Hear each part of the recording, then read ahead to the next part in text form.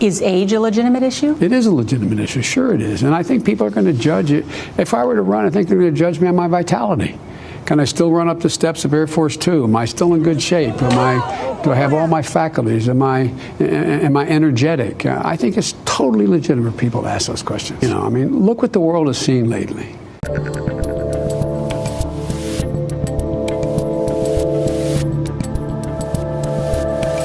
How you doing, people? It was a bit of a low blow, but we just felt like going with it. It's July 7, 2022. I'm Dave Rubin. This is the Rubin Report. We are live streaming on Rumble, YouTube, and Blaze TV. If you have not subscribed, particularly to the Rumble channel or on Blaze TV, go ahead and do that. That is the future of the online video situation for the free people. It ain't YouTube. It ain't Twitter or Facebook or Meta or any of that other stuff. So please do join us. You know, I realized before we jump into the Q&A that I should tell you a little quick update on the Twitter thing. Do we have any questions about the Twitter thing, the Twitter suspension? I don't think so, right? So I should give a little update right now. So real quick in 30 seconds, as you guys know, and those of you that are playing along, especially on Locals, know, I was suspended on Twitter for screenshotting the fact that Jordan Peterson was suspended on Twitter. This then went viral. Then the fact that I was suspended and Ellen Page's name, because it was about Ellen Page, who is an actress now known as Elliot Page, something like that. Ellen Page started trending on Twitter. Then Twitter removed that trend because that is her old name or his old name when he was she, et cetera, et cetera. It's all such nonsense. Anyway, yesterday I posed the question as to whether I should get back on Twitter or not. To get back on, I would have to delete the tweet, which in some ways is sort of admitting guilt that you somehow did something wrong, which obviously I did not do. Jordan Peterson, in his really spectacular video that we showed you half a minute or so of yesterday, he said that he was not going to delete the tweet, that basically who's going to blink first, who's going to cancel who Twitter. My feeling on this was that I was willing to delete the tweet because they tell you when you get suspended, this is a little insider baseball stuff, but I think you'll find it interesting. They tell you that if you delete the tweet, you'll be able to view Twitter and you'll be able to send and respond to direct messages. Those are your own private messages that you can send back and forth to people. My feeling was if I delete the tweet, then at least I can jump on Twitter and alert people who are on Twitter, like big influencer type people, that I have been suspended. Thus, I can get some public backing on this thing, and maybe they'll reverse the suspension, or at least I'll be able to expose their hypocrisy, whatever else. And then after that, whether I want to use Twitter or not going forward will be my decision. So I did delete the tweet, which kind of sucked. Like, it did not feel good pressing that button. Like, you're admitting guilt to a faceless organization that is run by woke leftist lunatics. It's not a fun thing. Trust me. You could feel like a little soul just sort of dissipating as you click the button. But in any event, I did do that. And then I really thought about it yesterday all day long. And I was going back and forth with people on Locals, people making solid arguments. You just cut and run. You let it be. It's trash Twitter. We all know it's trash. It's manipulated. The shadow bans, it's ruining so much of everything. You just let it be and you go and you focus on new things. And then the other argument, of course, is that no, you have to fight on their ground because there are still people who you can bring to the sane world. That's still, whether you like it or not, it is where the zeitgeist of the country and the world is, so you have to go back and fight. So my feeling was the latter. So I am back and fighting there. But my relationship with Twitter, obviously, we're all on borrowed time. Any of you that are watching this, if you're on any of the big tech platforms that you're on borrowed time. And that's why I'm so proud of what we're doing with Locals and Rumble. And by the way, as I mentioned at the end of the show yesterday, so I did jump on Truth Social as well. And I have to say the interaction there has been absolutely incredible. Absolutely incredible. Like tons of real people. You can tell that it's not bots, it's not being manipulated and all that good stuff. So there are alternatives out there. And I just wanted to give you a quick update on that. And we've got a community Q&A for you today, but we are going to do a couple stories up top, basically about what the Democrats are running on right now. What are these people actually running on? Are they as crazy as we often say that they are? And why are they attacking the Republicans who aren't really in power right now? And are the Republicans as mean as the Democrats who are in power are saying they are? And then what is it that the Republicans actually are running on? That's what we're doing today. A quick reminder that I will be at the Miami Improv on July 14th with Ron DeSantis' press secretary, Christina Pushaw. And I'm told there will be a couple other surprise guests. I believe Lisa Booth from Fox News will be joining me. My buddy Dave Raboy, who's been on the show many times. You can get tickets at daverubin.com/events. And we just opened up 40 more VIP tickets, which I think we thought was going to happen yesterday, but it just happened this morning. So you can get tickets, daverubin.com/events. All right, let's talk about real estate agents I trust, and then we will get to the show. Buying or selling a home is already one of the most stressful things you can do, and it can be 10 times worse if you're not working with the right agent. Generally speaking, our homes are our biggest investment, definitely is for me, and that's a ton of responsibility, so you need an agent who takes that seriously. That's why I recommend Real Estate Agents I Trust, founded by my buddy Glenn Beck. They work with only the best agents in every market. They do their homework, talking to every agent before inviting them to join their network. And here's a big one. They only work with full-time pros, no part-time or inexperienced agents. Their team makes the introduction, then follows you through the buying or selling process to make sure that you're satisfied. The agents they work with have long track records and are the best sellers in their field. They're a part of this audience. They share your values, and they're almost anywhere you want to go, including the free state of Florida. Just go to realestateagentsitrust.com and provide them with some basic info. They'll contact you to make an introduction to an agent in your town. Then you move and live happily ever after. Okay, so let's talk about what's going on broadly with the left. I'm mostly going to be talking about this from an American perspective, as I am here in the United States of America, although Florida does feel like its own country. But that we all know that there's this globalist movement that we're all fighting right now, meaning that these Western nations that are supposed to be independent, liberal democracies are all sort of coordinating with each other when it comes to how they can clamp down on speech, for their own citizen speech, how they can force people to be injected with things, how the monetary system seems to be working. There's this weird connection with all of these countries. I would say the worst leader in the West right now is a little north of me, Justin Trudeau. He is he's sort of like a Barbie doll with fancy socks who you think is a nice guy and says all of the nice things, but under that very thin veneer of most progressives lies a truly authoritarian, controlling whack job, and that is Justin Trudeau. Here's a little Freudian slip he had yesterday that we thought was quite spectacular. Leadership and service opportunities for them. Or whether it's our most recent initiative on on freezing the market for firearms, which will start moving us in the right direction over the medium and long term. These are things that you all had voices in, and I'm really excited about not just hearing about the impacts of these things, but talking about how we continue to move forward.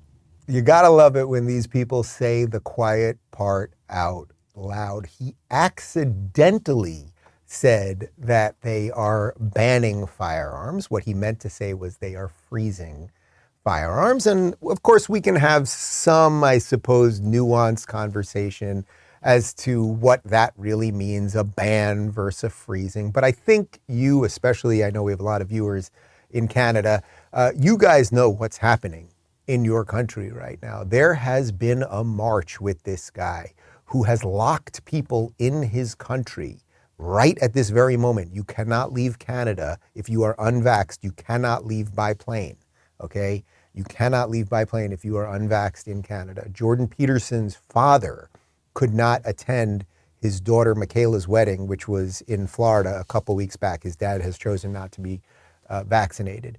This is the same guy who was freezing bank accounts of people who were protesting his draconian lockdowns and all of the mandates and all of the other stuff.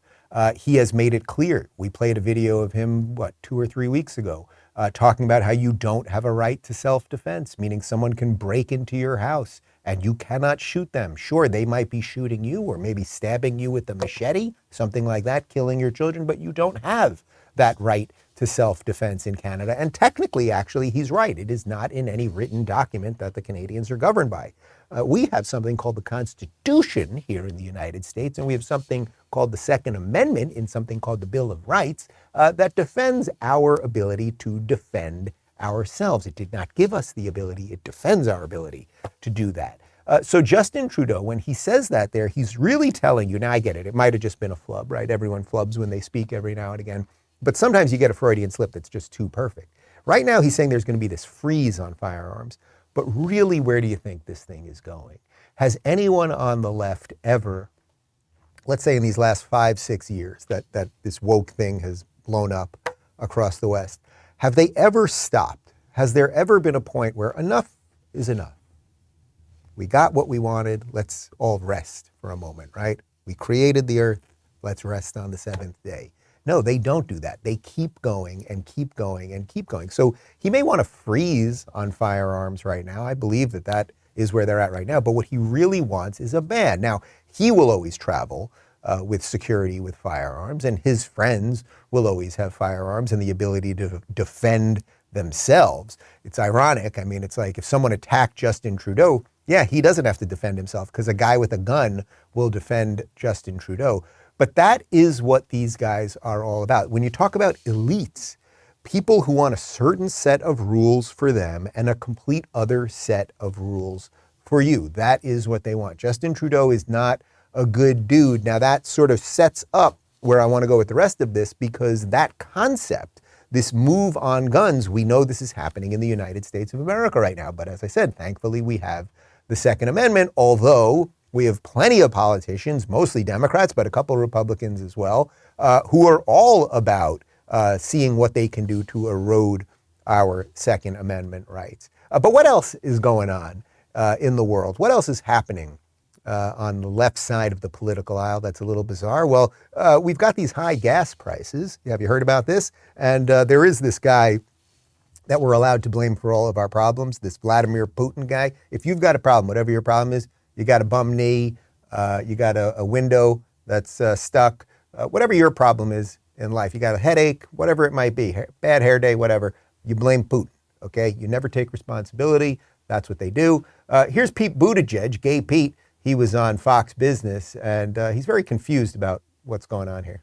Half of that increase started prior to the first Russian soldiers arriving near Ukraine. You can't blame it all on the Ukraine, right? What about the other half? Well, that no, was. what about the other half? No, that's a pretty important half. Well, and no, but that half before we had is, run up. Your administration has blamed this on the war, and that was certainly a big factor. But gas prices had gone up 50% already before the war. So to me, that's half of the blame, not all the blame. Okay, so just to be clear, once again, Gay Pete, who is our transportation secretary, has no expertise in transportation. He was hired because he was gay. That's what they do. They love diversity, equity, and inclusion. You don't have to be qualified for a job, much like our black lesbian press secretary. You don't have to be good at what you do. You just have to have an immutable trait to get the job. Our deputy health secretary, Rachel Levine, is trans. This is what these people do. So you wonder, oh my God, why is it that everything seems like it's collapsing? And it's like, oh, well, are any of the people in charge qualified for their position, or do they have the mental acumen, Joe Biden, to actually do the job that they're in? And the answer, of course, is no across the board. What Pete is not fully understanding there or fully admitting is that, as I have told you guys many times, gas was up $1.14 before one troop was in Ukraine. Before Russia did anything with Ukraine, gas was already up. And irregardless, as the kids say, irregardless of whether Putin went into Russia or not, it is the responsibility of any administration to manage problems. You cannot go, oh my God, that guy over there did some bad stuff. There's nothing we can do. And if you want to defend the liberal world order, which is what they keep telling us, then yes, you're going to have to suck it up and pay higher gas prices and pay higher food prices and all sorts of stuff. No, that is not what a leader does. What a leader does is say, oh, there's some bad stuff happening over there. What is it that we can do here? What is within my power to do here to stop those prices from going up? But Biden keeps telling us we're at war. We're at wartime. Nobody knows really what this war is about. By the way, Congress, of course, has not authorized this war, but he keeps telling us these are not normal times, and we've got to just keep giving Ukraine money. I do not think we should be giving Ukraine a dime. As you know, Rand Paul, basically, when they were given $40 billion to Ukraine, $40 billion, and I'm sure that'll be spent well. He asked for receipts, just literally basically receipts. Guys, do you have Microsoft Excel? Can we do a basic spreadsheet on this? So we're giving you $40 billion. How much is going to French fries? Can we get some info here? And the whole Congress, they freaked out, the Senate and everybody, because this is just a giant swamp grift. That's what it is. So, of course, Pete has nothing really to say there, because not only was gas going up before Russia, but it's their own policies and the endless printing of money. You guys get it. Okay, fine. But not only are they getting more authoritarian, Justin Trudeau, and more dishonest, Gay Pete, they're also getting more sadistic. I mean, this one really is twisted. This is fake Native American Elizabeth Warren, who is a senator up in Massachusetts. She is a communist and a socialist who is all about public school, although, of course, she sent her kids to private school. She's also worth $67 million. I should write a children's book about the socialist worth the $67 million socialist. It sounds like something, doesn't it? Here she is, and she's freaking out because there are places where you can go, these pregnancy centers, that will sometimes convince you not to have an abortion, and she just loves dead babies. Senator Warren also taking aim at pregnancy crisis centers. Here in Massachusetts, these so-called crisis pregnancy centers outnumber genuine abortion clinics by 3 to 1. She says women walk into the centers believing they'll get abortions. Instead, they try to talk women out of it. She calls it a bait and switch. They are giving it over to people who wish them harm. And that has to stop. We need to put a stop to that in Massachusetts right now. They are giving it over to people who wish them harm. That is one of the most sadistic, twisted statements I have ever heard. These people that work at these pregnancy resource centers, they're nonprofit organizations, and basically what they do is what was laid out right there. Women come in and they say, hey, I'm struggling financially, but I'm pregnant, or I have whatever it might be. My boyfriend abandoned me. My parents aren't happy about this. I'm 16 years old, whatever it might be. They offer free pregnancy services. They try to connect you with community members. They offer financial services, and they make sure that you're going to get the medicines that you need, et cetera, et cetera. Yes, they try to encourage people to go to term with the pregnancy and then maybe send the baby to adoption or whatever it might be, rather than abort the baby. That is good.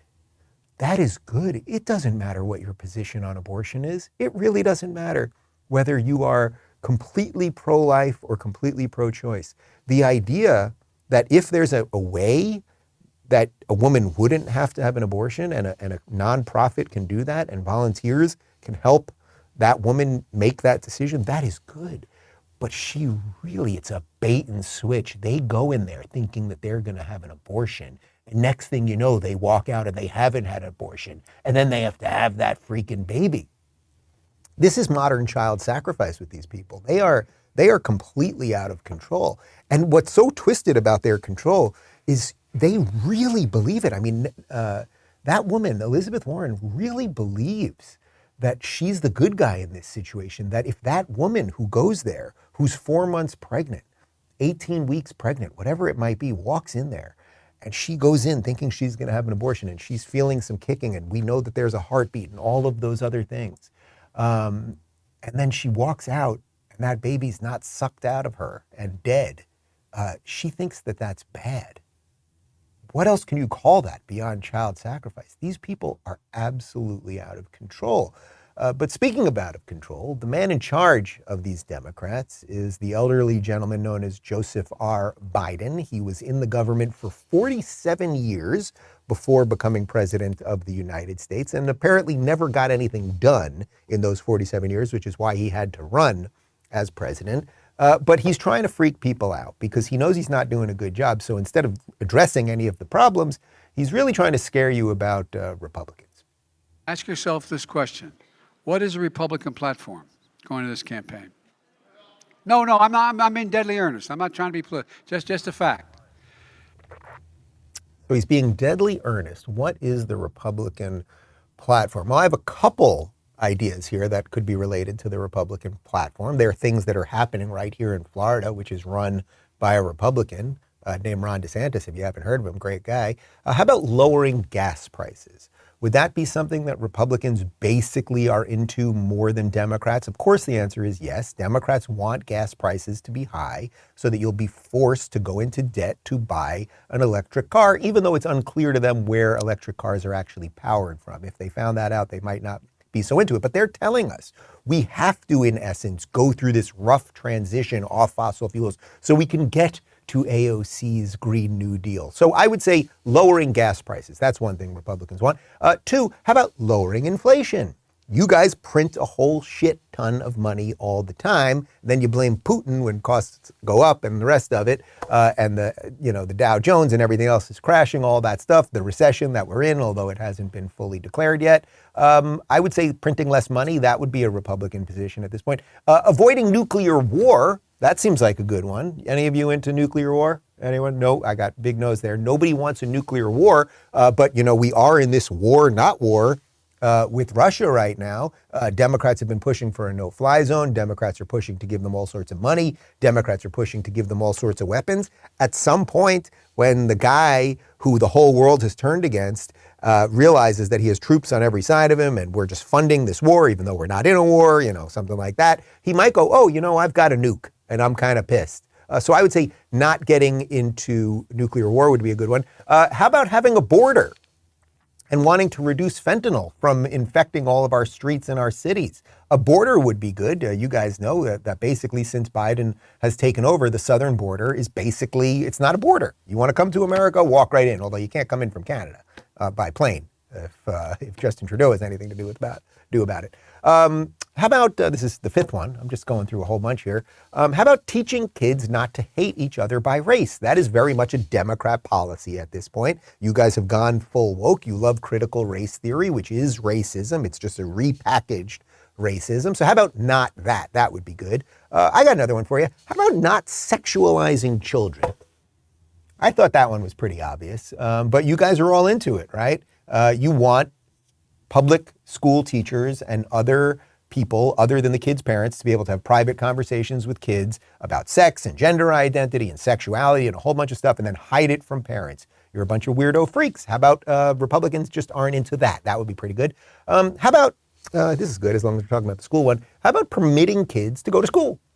That's pretty good. We may not like what's going on in school, but generally sending kids to school and not having to wear pointless masks on their faces for a disease that's basically gone, that basically was proven that the masks don't work in the first place and the vaccines were unnecessary for kids, et cetera, et cetera. How about that? That's more of a Republican principle than a Democrat principle. And then finally, I would say, how about letting people say and believe what they want online, right? Because you guys love big tech censorship, right? This administration, we know for a fact that this administration, they've admitted it several times, they actually go ahead and flag posts for Facebook so Facebook can take things down. It's as close as you can get to a direct violation of the First Amendment without maybe completely technically tripping over that line. So I would say those are all Republican principles at this point. It doesn't mean the Republicans are great. It doesn't mean they always live up to those principles, but it's a hell of a lot better than what the Democrats are doing. So do not believe Joe Biden when he says that.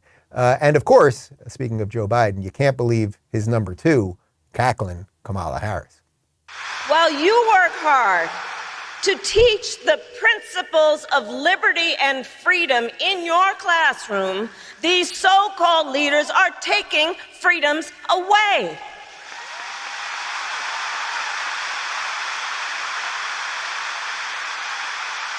Freedom away from women. Freedom away from a kindergarten to third grade teacher in Florida to love openly and with pride.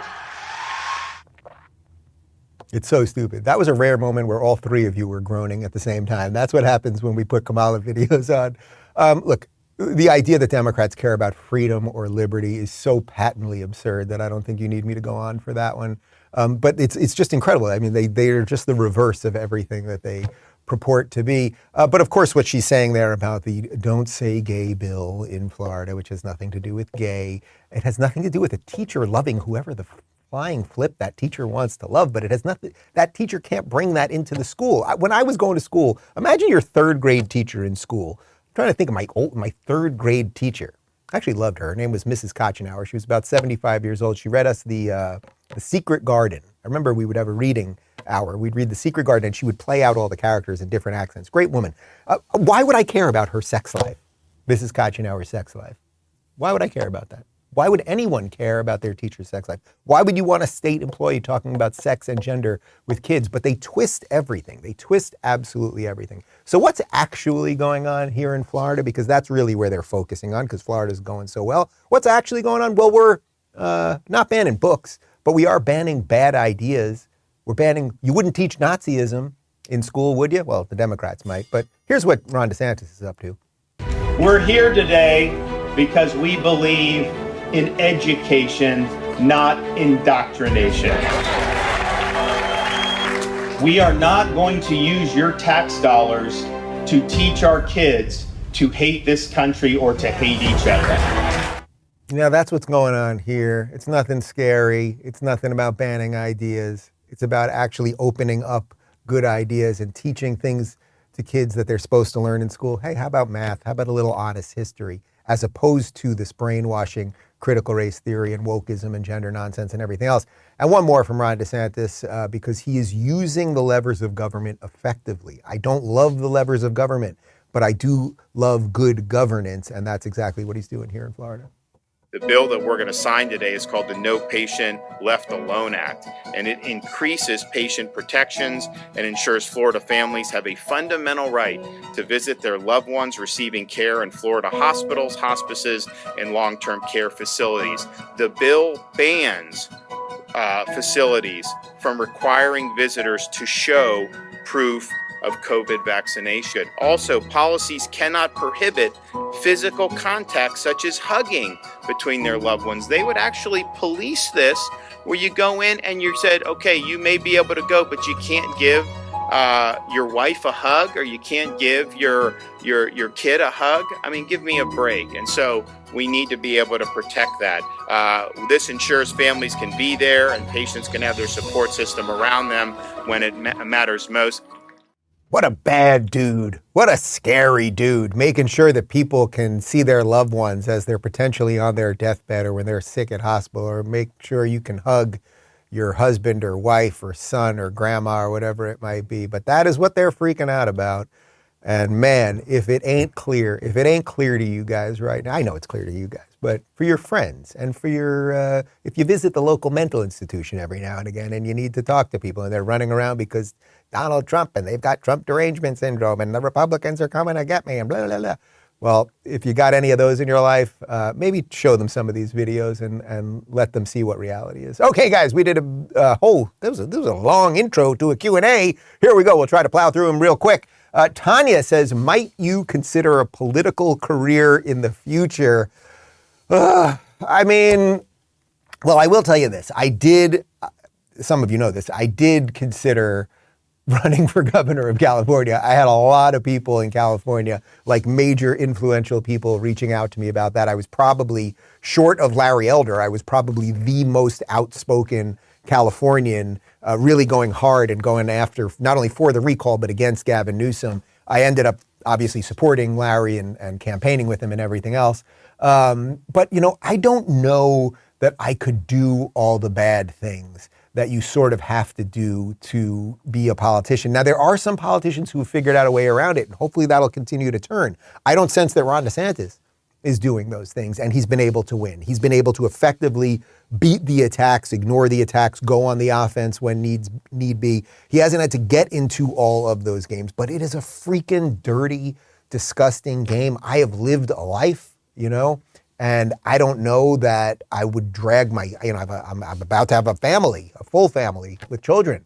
And I don't know that I want to drag them into that. And that's what sucks about politics, because then you're going to only get, the worse that politics gets, the worse people that you will get in politics, because good people, good functioning people who can create things and know how to build things and do things will just be like, why would I do that? Why don't I go off into the private sector where it is not as disgusting and vile and where I may not be personally destroyed and where I can make some money and all of those things. So I don't know. I could see myself maybe, if anything, like maybe when I'm like close to retirement, late 60s, 70s, something, like being the mayor of a small town, like in the middle of nowhere, something like that, I think could kind of be interesting. But for now, I think I can affect politics better from this very desk right here. Ryan says, what's the weirdest question someone here has ever asked you? What's the weirdest question someone here? Oh, from locals?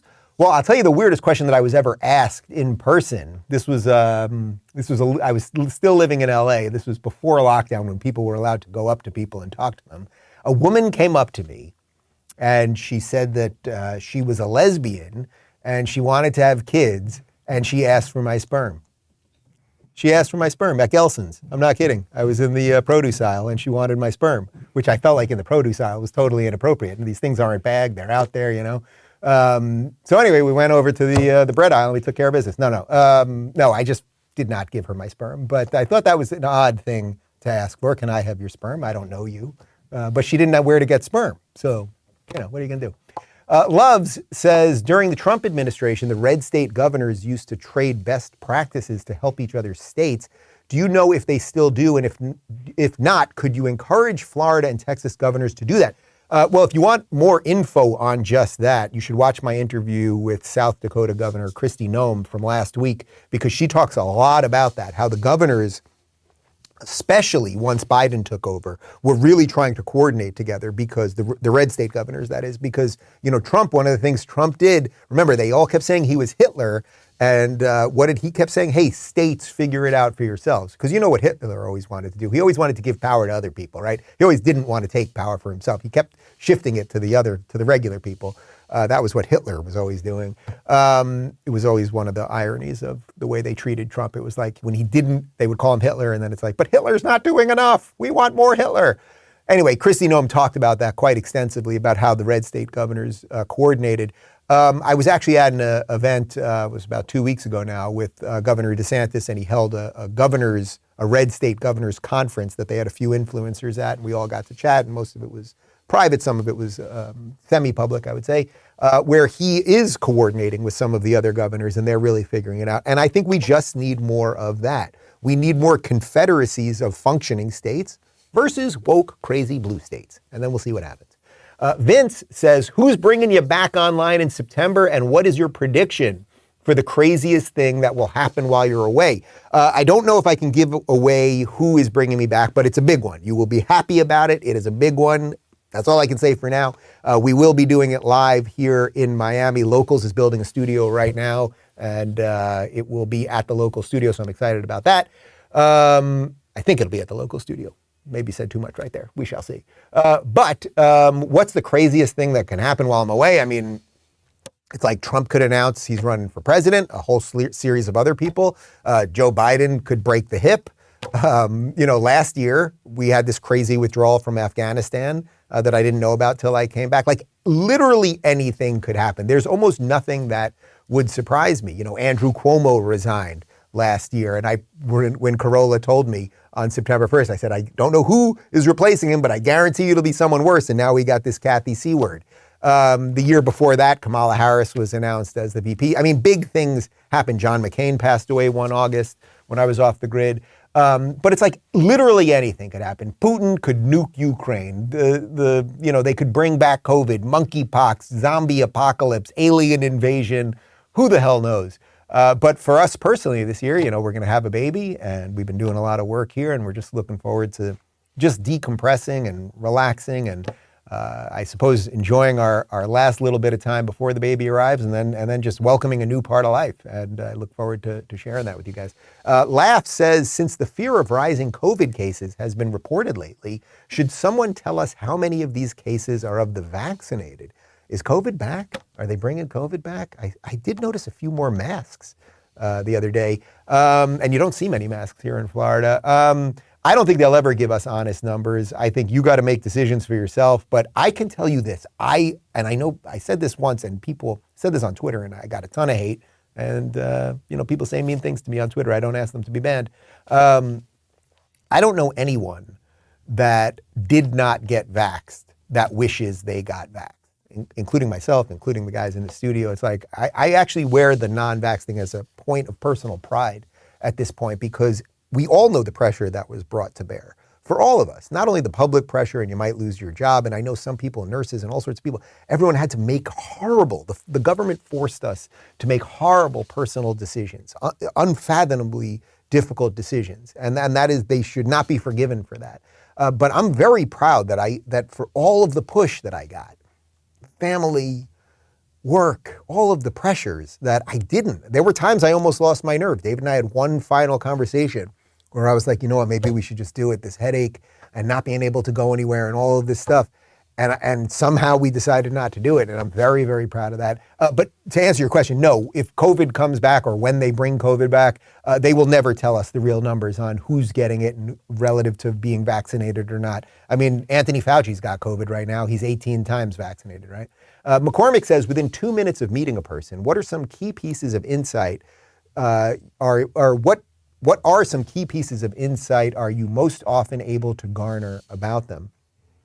You know, I'd say generally, I'd like to think as an interviewer, I'm a pretty good judge of character, so I can usually pretty much get a vibe from somebody if I kind of like them or not, or if I see something's there, or if I get like a weird feeling. I think you just have to be present. You know, if you're just as present as possible, you won't find that, you know, you're going to be like, boy, I really welcome this person into my life and they turned out to be someone else. Not to say you can't have the wool pull over your eyes. It's happened to all of us. It's sometimes happened to me in a public sense. But I think if you just if you're straight up with people, they'll hopefully be straight up with you, or you'll notice that they can't or won't be. Ryan says, of all of the political leaders you've met and interviewed, who did you think were the top two most authentic? Well, DeSantis by far. I mean, and I know I live in Florida and I talk about him a lot and all that stuff. But DeSantis, now that I've spent some time with him and, you know, we had this 20 minutes just in the green room with the two of us, and then he was chatting with my staff, and I told you the story about when I introduced Phoenix to him. He's like, Phoenix from the book? Oh, Phoenix, good to meet you. Like, he read the book. Like, he's a good guy. He wanted to talk about baseball. You know, he played baseball in college, and I grew up in Long Island. He used to go to Long Island to play baseball. Like, he's a good dude. Like, he really is. And I've spent some time with the First Lady, and these are just normal people that happen to be politicians, which is how it's supposed to be. So I would say DeSantis number one, and I'd say number two, and this one may sound a little hard for you guys to believe, but I'd say Ted Cruz. Ted Cruz, who before I met him, when he was running against Trump, I felt he had like a little bit of like a used car salesman vibe or something like that. And then I met him a couple times, and then I interviewed him in person, and we played Nintendo together, and he gets Simpsons references and Seinfeld references. He's really funny. He's smart. He's a good guy. He loves basketball. I regret not supporting him earlier in that whole thing. I mean, Trump was destined to become president either way. But, you know, sometimes there's some people that are a certain way on camera, and I think Ted's actually gotten a lot better. I think bearded Ted Cruz is a lot better than pre-bearded Ted Cruz, probably like Dave Rubin. So yeah, I'd say Cruz. He's a genuine. He's funny. He's like when I'm with him, I'm like, yeah, I could be friends with this guy, like in real life. Blee says, what are your top three favorite movie comedies, ones you can watch over and over? Well, this is very easy. Well, Naked Gun is the funniest movie of all time, without question. I have seen it 4 billion times, and there is nothing better than Naked Gun. Leslie Nielsen at his peak. It's just absolute comedy perfection. If you have not seen it, you must watch it. It's just wonderful. I'm pretty sure it's on Netflix. Let's see, number two, I'd say Best in Show. You know those Christopher Guest movies? That's the one about the dog show. It's basically a perfect comedy, sort of like very cerebral, kind of weird, quirky stuff.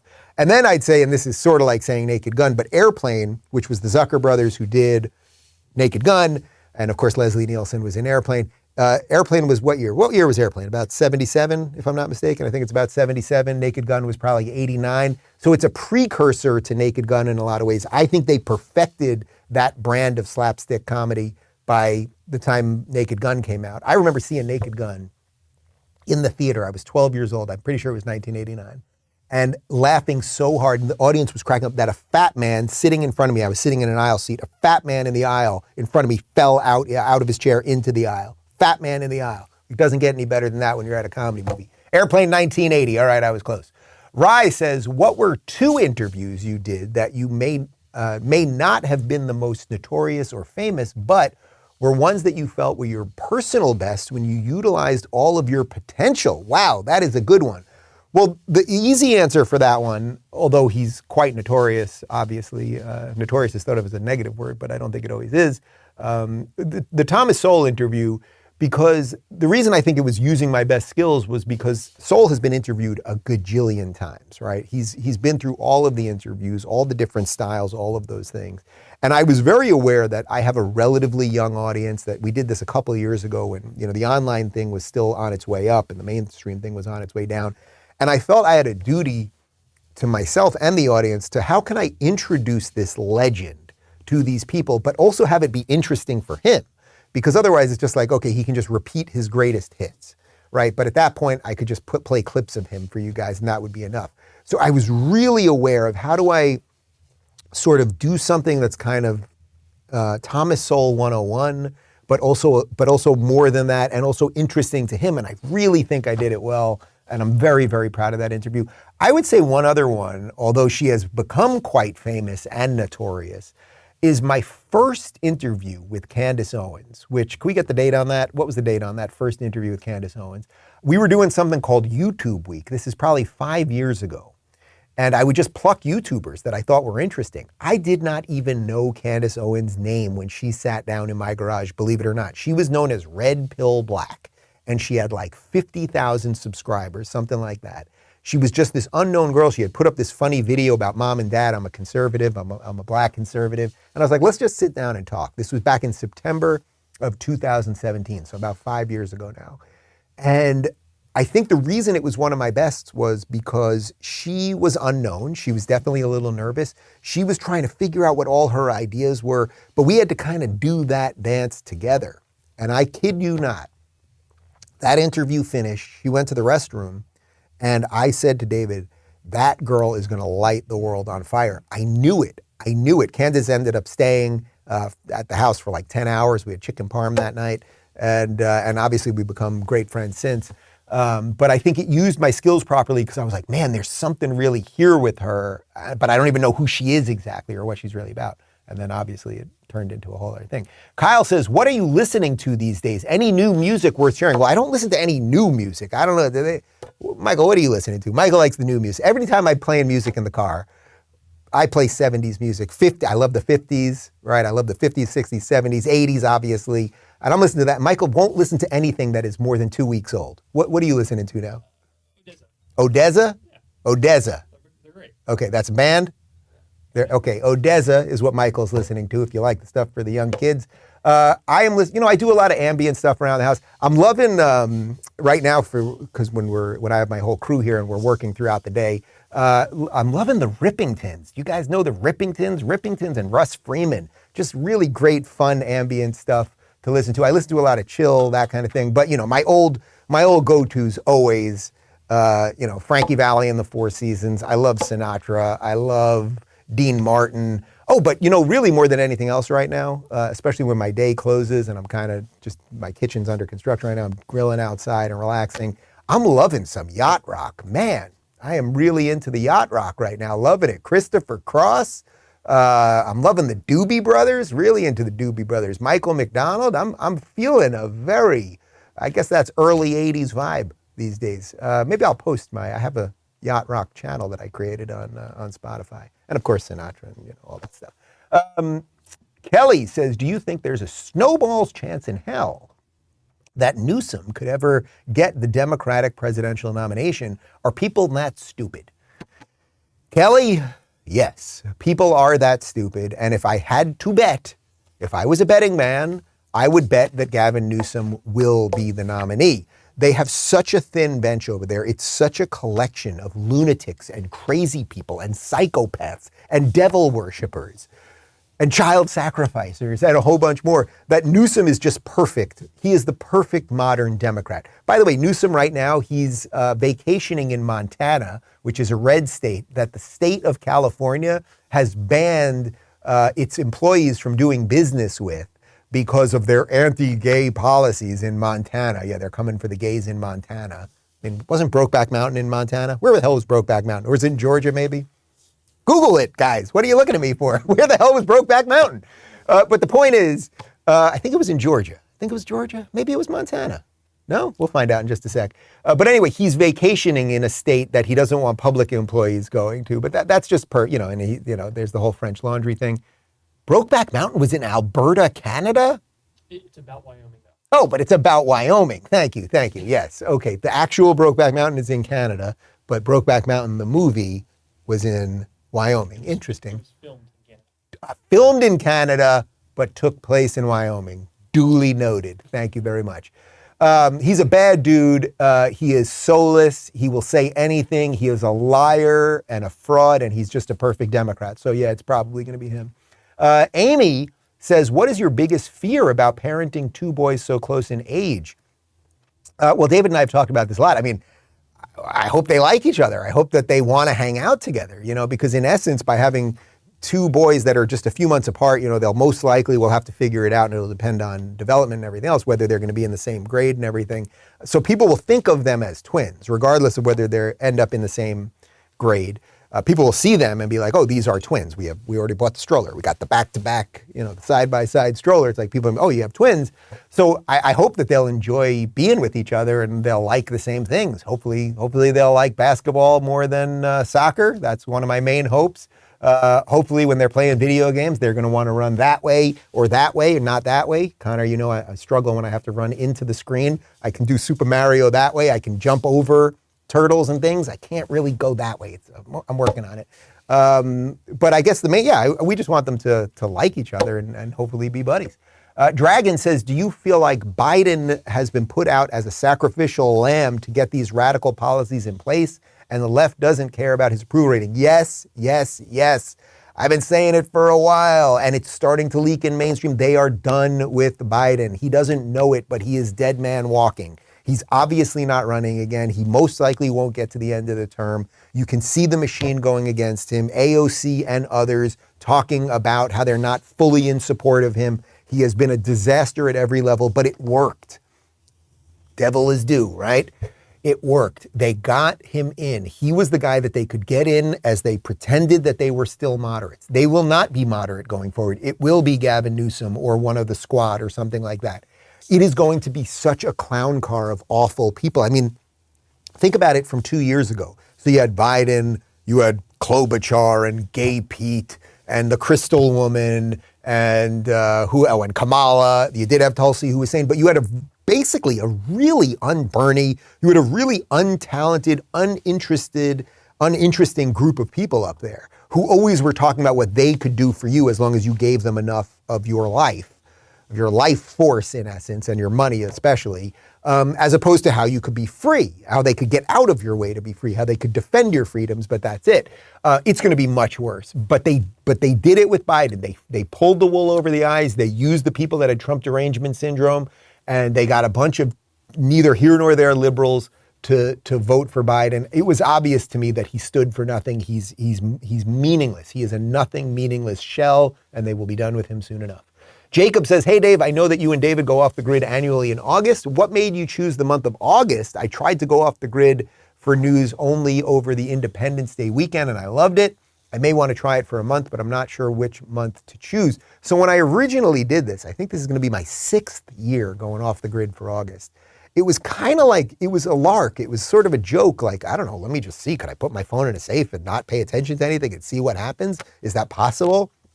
And then I realized how great it was and how I felt clean and clear when I came back. And as I always say to you guys, I think it's one of the reasons politics did not destroy me. And I haven't been wrecked by all of this where so many people do, and they can't do it with any joy. And they're so consumed by it. It's like I take 1/12 of the month, 1/12 of the year not to care about it. I spend a lot of time caring about it in those other 11 out of 12 months. And I think we're doing too much of this.